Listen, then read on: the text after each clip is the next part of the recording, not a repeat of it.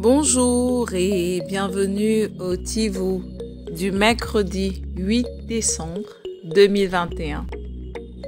Notre dévotionnel pour les jeunes, écrit par le pasteur Chris Oyakilome et offert par les vérités de l'Évangile. Le thème que nous avons ce matin s'intitule « C'est une séparation finale ». Oui, mon ami. Le baptême d'eau signifie que tu n'appartiens plus au monde. La Bible nous dit dans 2 Corinthiens 2 du verset 10 à 11 « Ou ne savez-vous pas que tous ceux d'entre nous qui ont été baptisés en Jésus-Christ ont été baptisés en sa mort?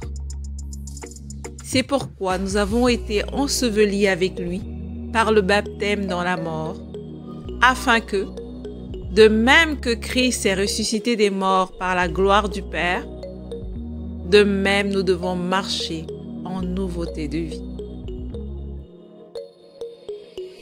Pour le chrétien, le baptême d'eau par immersion est si important et sa signification ne doit pas être négligée.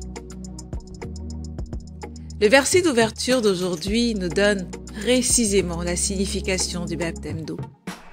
C'est un témoignage de ta foi en la mort, l'enterrement et la résurrection de Jésus-Christ. Lorsque tu es plongé dans l'eau lors du baptême, en réalité, tu déclares que tu t'es identifié à lui dans sa mort et son enterrement.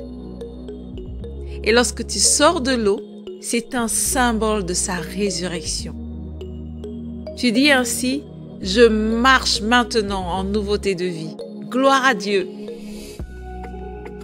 De plus, le baptême d'eau marque ta séparation définitive du monde. Ce que tu dois comprendre, par exemple, c'est que lorsque les enfants d'Israël ont traversé la mer Rouge sur un sol sec, c'était un symbole du baptême d'eau. La Bible dit qu'ils l'ont fait par la foi.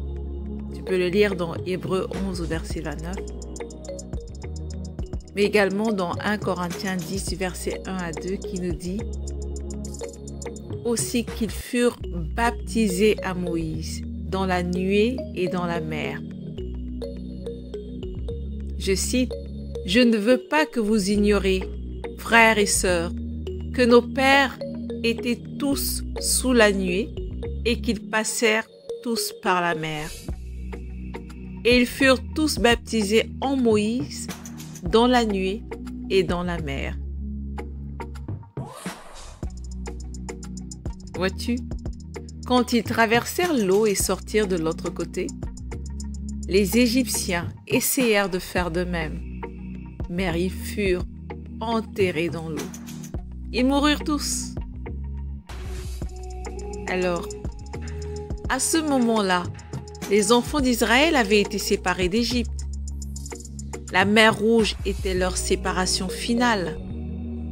De la même manière, le baptême d'eau marque ta séparation définitive du monde. C'est pourquoi chaque chrétien doit être baptisé d'eau.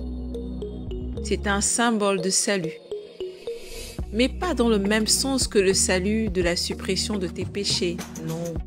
C'est le salut d'une bonne conscience envers Dieu. 1 Pierre 3, 20 à 21 le dit ainsi. « Cette eau symbolise le baptême qui maintenant vous sauve aussi. Non pas l'élimination de la saleté du corps, mais le gage d'une conscience claire envers Dieu. Il vous sauve par la résurrection de Jésus-Christ. Alléluia. » Alors tu dois prendre au sérieux le geste d'être plongé dans l'eau et de ressortir. Lorsque tu te baptises, tu es réellement, non pas seulement en train de symboliser la mort et la résurrection de Christ, mais tu es en train de supprimer dans ta conscience, de supprimer toute forme d'accusation qui pouvait peser contre toi. Le baptême est un symbole, mais il reflète ta séparation définitive d'envers le monde. Je t'invite à aller beaucoup plus loin en méditant dans Marc 16 au verset 16, dans Galates 3 du verset 26 à 27. Mais avons prié ensemble. Cher Père, je te remercie de m'avoir séparé de ce monde. Je suis identifié à Christ dans sa mort, son enterrement et sa résurrection. Et maintenant, je marche en nouveauté de vie, au nom de Jésus. Amen.